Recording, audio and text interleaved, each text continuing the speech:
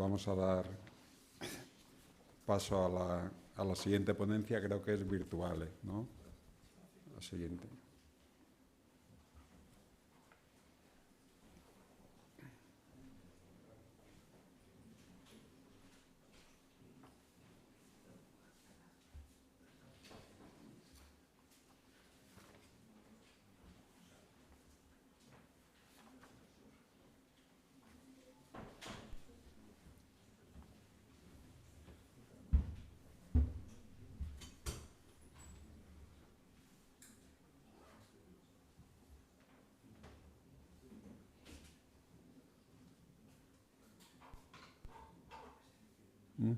Glicerio, sí.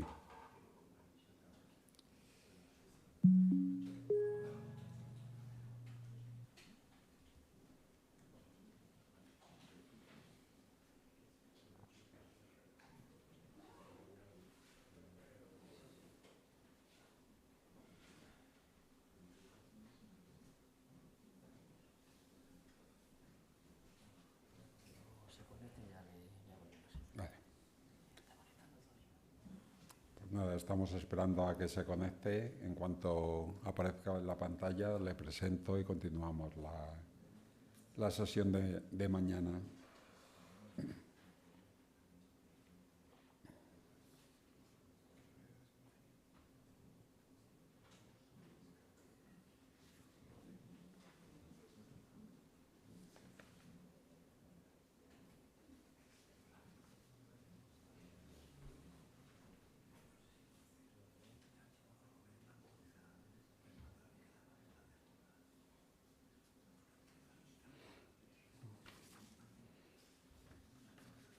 Creo que esta conferencia y las siguientes son virtuales por Zoom.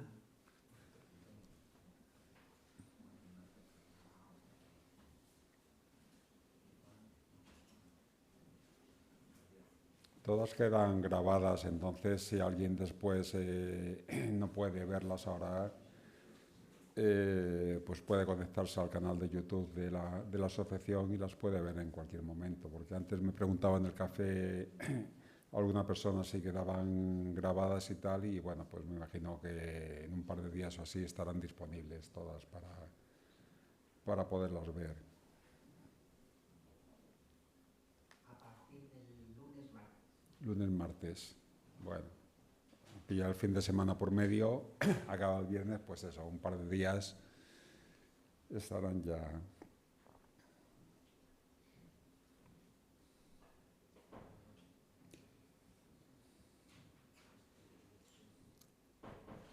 Ya aparece. Muy bien, pues nada, ya parece que está el siguiente conferenciante. Buenas tardes. Hola, buenas tardes, Francisco. Voy a presentar al doctor Francisco Glicerio Conde Mora, que va a impartir la conferencia Testimonios heráldicos de la Casa Real de Inglaterra en Castilla y de la Casa Real de Castilla en Inglaterra durante el medievo.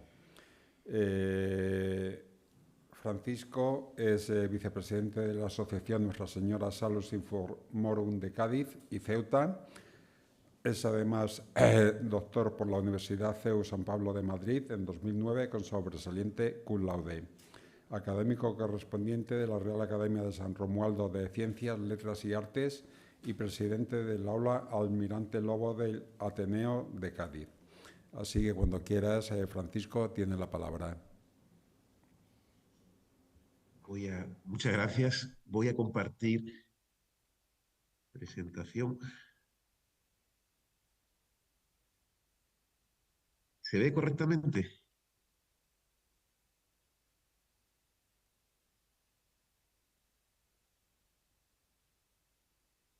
¿Ahora se oye?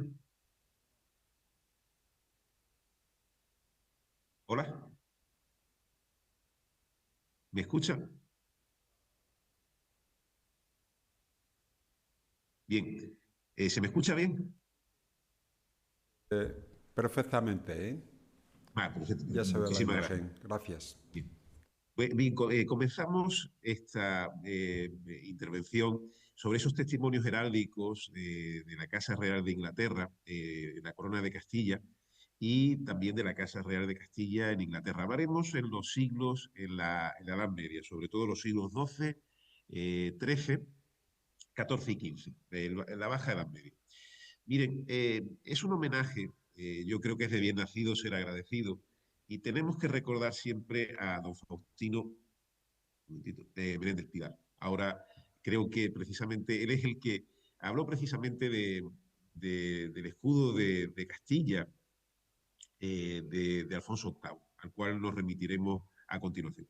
Como les digo, en esta breve introducción analizaremos estos testimonios heráldicos a ambos lados, tanto en la ínsula, la ínsula de la antigua Britania, como en la península ibérica, la Corona de Castilla.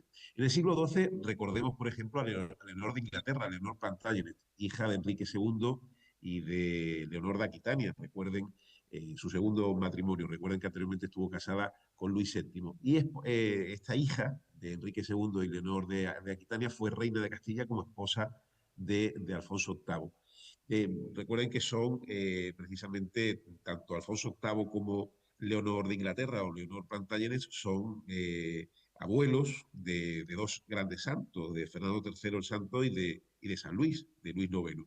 Y en el siglo XIII recordemos también en Inglaterra a Leonor de Castilla, hija de Fernando III el Santo y Juana de Poitiers y esposa de Eduardo I. Y ya en los siglos XIV y XV recordemos a Juan de Gante, hijo de Eduardo III de Inglaterra, y a su hija Catalina de Lancaster, que fue precisamente reina, fue princesa de Asturias, princesa consorte de Asturias, como esposa del príncipe Enrique, hija de Juan I, y cuando ya fue rey, Enrique III de Castilla y León. Miren, como les digo, hay que citar siempre, hay que citar la biografía previa y es lo correcto académicamente. Y hablemos, por ejemplo, remitamos a los artículos, al artículo de José María Francisco Olmos, publicado precisamente en el año 2019 en la Real Academia, en los anales de la Real Academia Matricense de la Genealogía. Un magnífico y excelente trabajo al cual yo aconsejo su consulta. Ahí tienen la crónica de la batalla de Nájera en 1367, pues vemos aquí el escudo de Castilla y León, el cuartelado real, ven aquí también estas armas que ya son adoptadas en el siglo XIV por los plantagenets, cuando están durante la Guerra de los 100 Años, recuerden que están aspirando a la corona de Francia. Ahora hablaremos sobre ello y veremos estos testimonios heráldicos. Empecemos por el siglo XII. Ahí tienen esos sepulcros, ese sepulcro que ven ahí, esos dos, las armas de Castilla y de precisamente ese león no es hispánico, esos leones no son hispánicos, son de Leonor de Plantagenet. Esos son los escudos de Alfonso VIII y de Leonor de Inglaterra. Ahí los tienen, como les he comentado anteriormente. El mérito de este encuentro lo tiene precisamente don Faustino Menéndez Pidal, de Navascués. Y aquí remito precisamente a una de sus publicaciones, ahí lo pueden ver, el escudo de España. Pues él nos habla lo siguiente: hace la adopción de un emblema de tipo heráldico hacia 1175 no supone una fecha discordante en el contexto del occidente europeo. Él habla precisamente de estas primeras manifestaciones del escudo de Castilla. Estamos en el año 2025, pues hace ya 850 años de esto. La verdad había que recordarlo. Ahí se encuentran en el monasterio de las Huelgas, en la provincia de Burgos, ahí lo pueden ver, y él don Faustino databa ese escudo al final, en ese último cuarto del siglo XII. Pasemos al siglo XIII.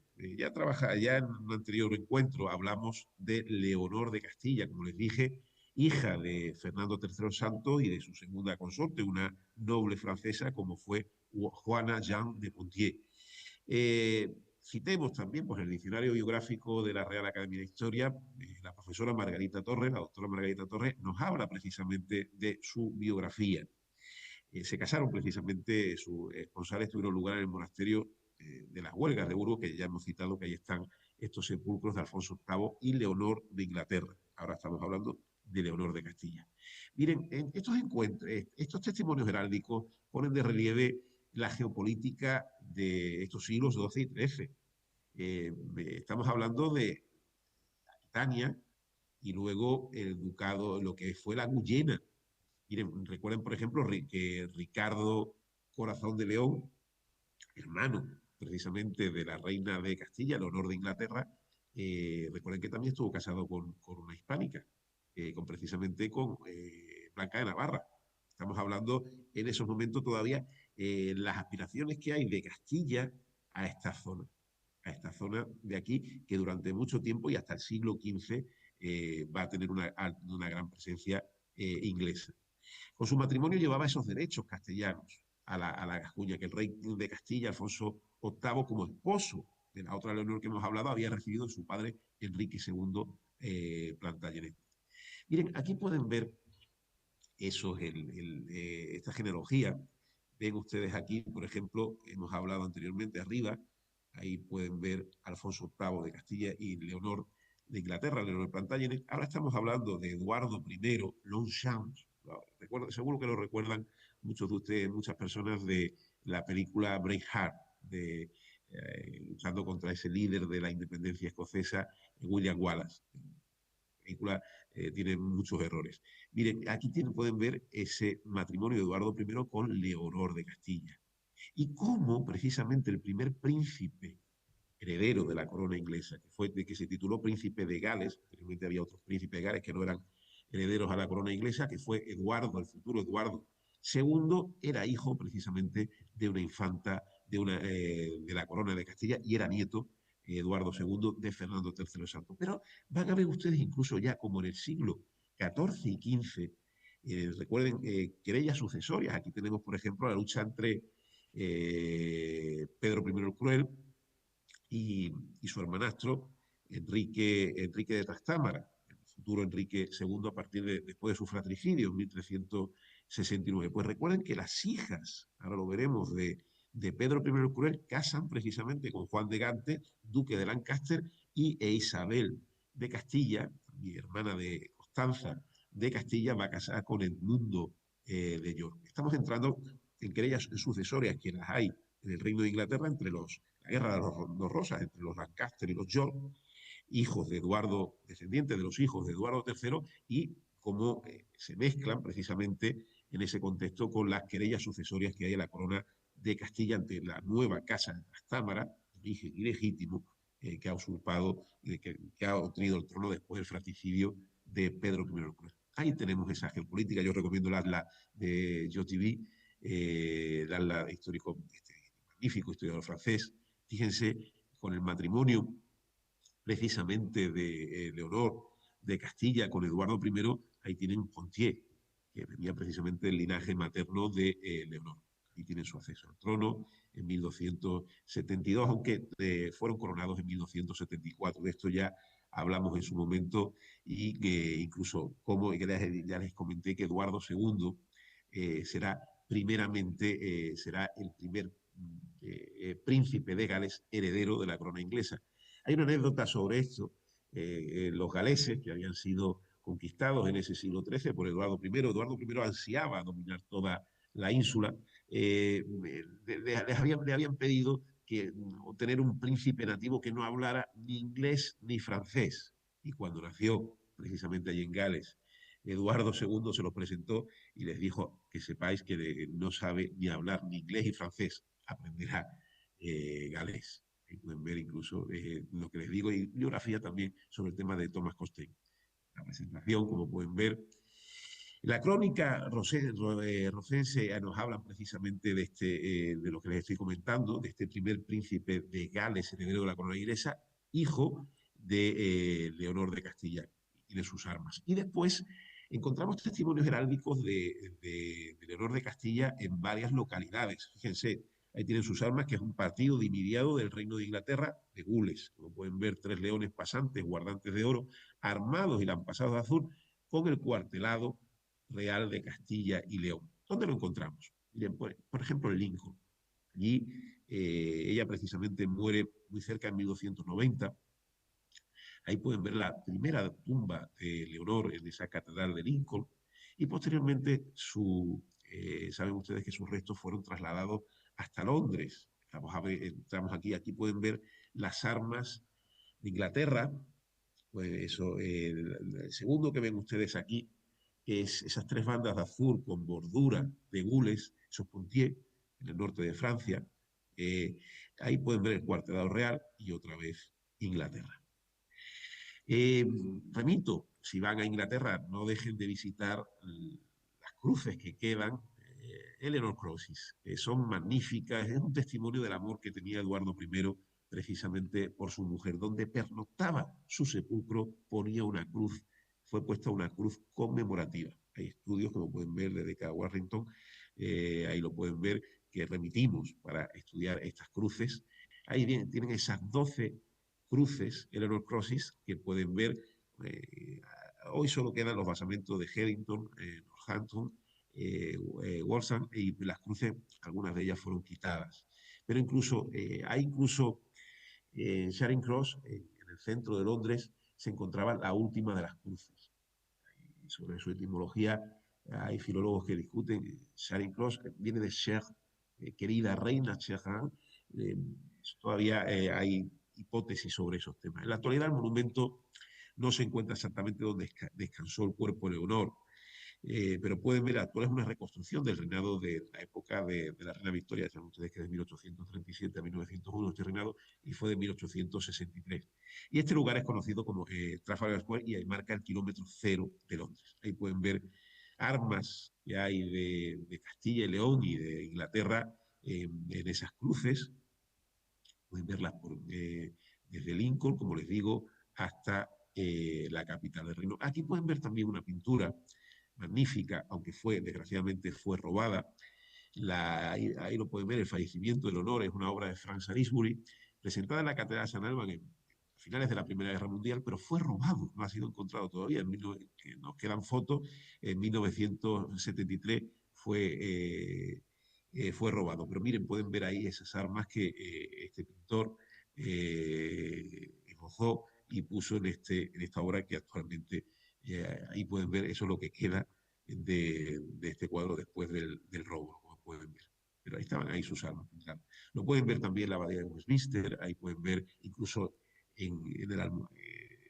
su almohada, precisamente en los almohadones, en la parte superior del sepulcro, podemos ver los castillos de Castilla y los leones de León. Y ahí pueden ver de la última morada de Leonor en la abadía de Westminster. Y también, junto con Pontier, las otras armas que hemos visto en Lincoln. Incluso, fíjense, aquí yace Leonor de Castilla, en un tiempo reino de Inglaterra, esposa del rey Eduardo, hijo del rey Enrique e hija del rey de España, Fernando III, y condesa de Pontier, de cuya alma Dios en su compasión tenga piedad. Amén.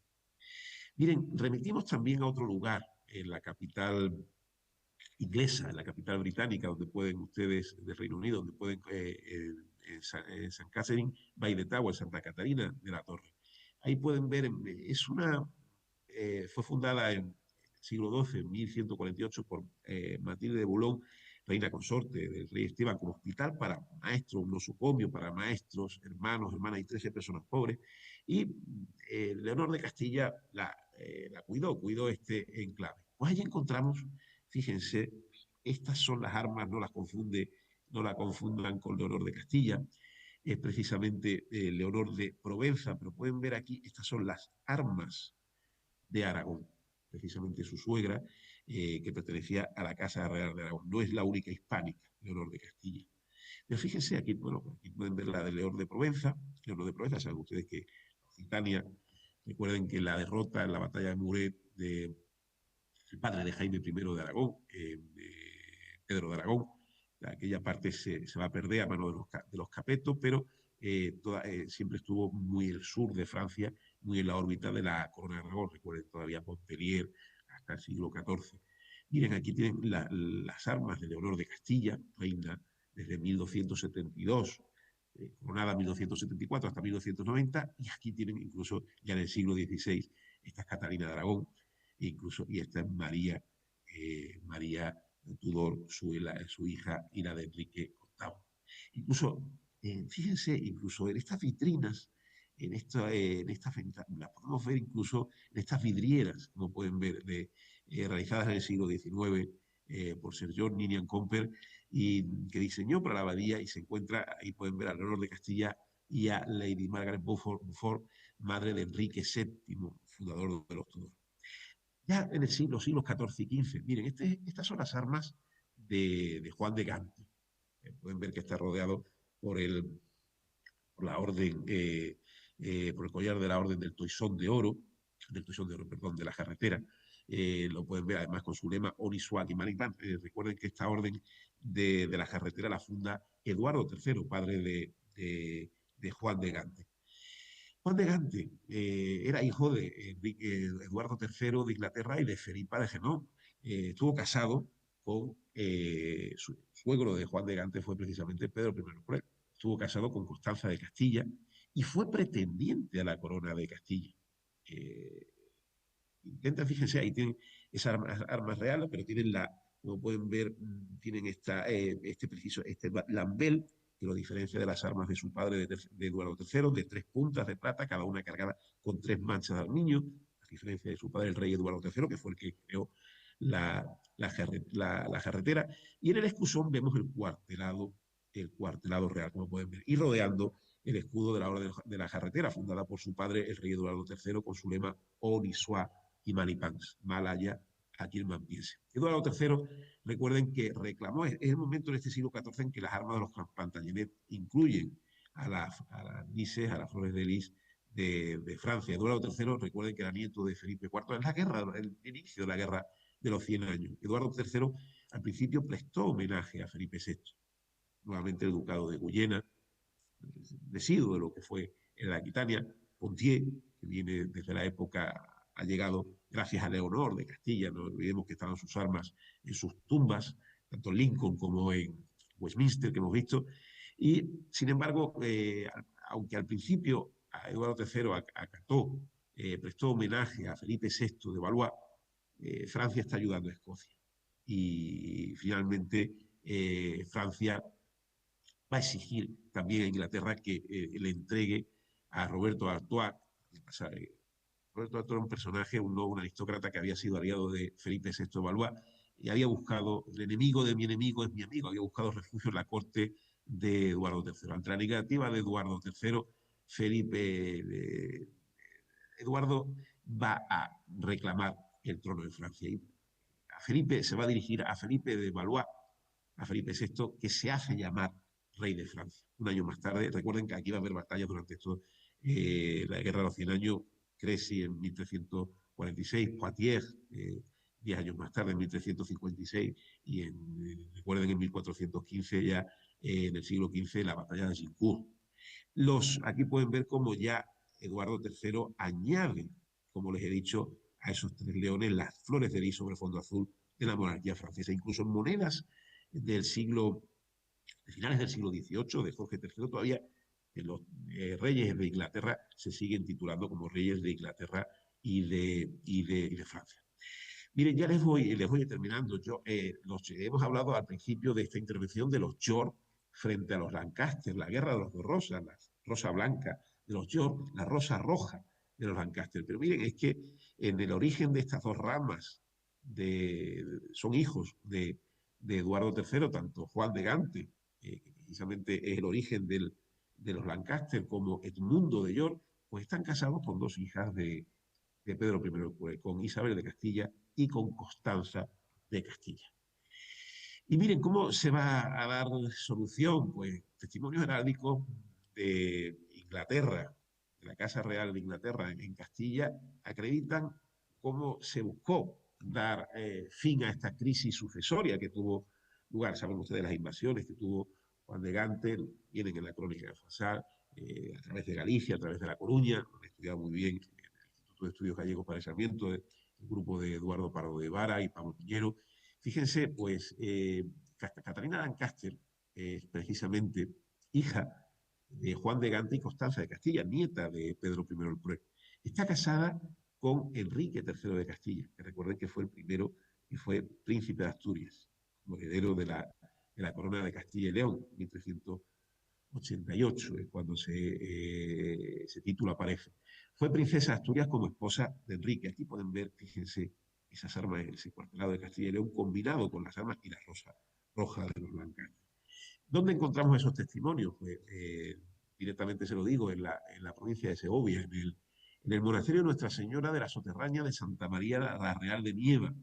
Sabemos que entre los años, por qué están allí estos testimonios heráldicos, la reina Catalina de Lancaster sufragó gran parte de las obras de este cenobio, de este convento, de este monasterio. Y ahí pueden ver en uno de esos capiteles, qué maravilla, este escudo de Catalina de Lancaster. Pero también lo encontramos en el Alcázar, también en Segovia, en la provincia de Segovia, en el Alcázar de Segovia, en la Sala de la Galera. Miren, ahí tenemos esa imagen, ahí tienen a Enrique III, precisamente, pues fíjense el cuartelado Real Castilla y León, pero aquí fíjense las armas de Castilla y León partidas por las de Inglaterra. Y aquí tienen también, fíjense, recuerden que Enrique III, no lo olviden, era hijo precisamente de Juan I y de Leonor de Aragón, de ese partido de Castilla y León y Aragón. Recuerden que Leonor de Aragón era hija de Pedro el Ceremonioso, de Pedro IV de Aragón, que fue también duque de Atenas y de Neopatria. Ya les voy, ahí pueden ver, señalo, por si no, es una, lo podemos ver en piedra, lo podemos ver en cristal, son verdaderas maravillas. Y también en Toledo, pues en la capilla de la Catedral de Toledo, allí encontramos el sepulcro precisamente de Catalina de Castro. Y ya les termino, acabo de salir de un examen, por eso no he podido estar con ustedes. A través de estos testimonios heráldicos hemos podido profundizar en las relaciones entre los reinos de Castilla e Inglaterra durante el medievo. Hemos podido entrar en esa geopolítica, yo espero que lo puedan ver en las actas. Ejemplos como el de Alfonso VIII en el siglo XII, honor de Castilla en el siglo XIII, o ya Juan de Gante y Catalina de Lancaster en los siglos XIV y XV. Ponen de relieve la importancia de estas relaciones en estos siglos del medievo. Muchísimas gracias por su atención.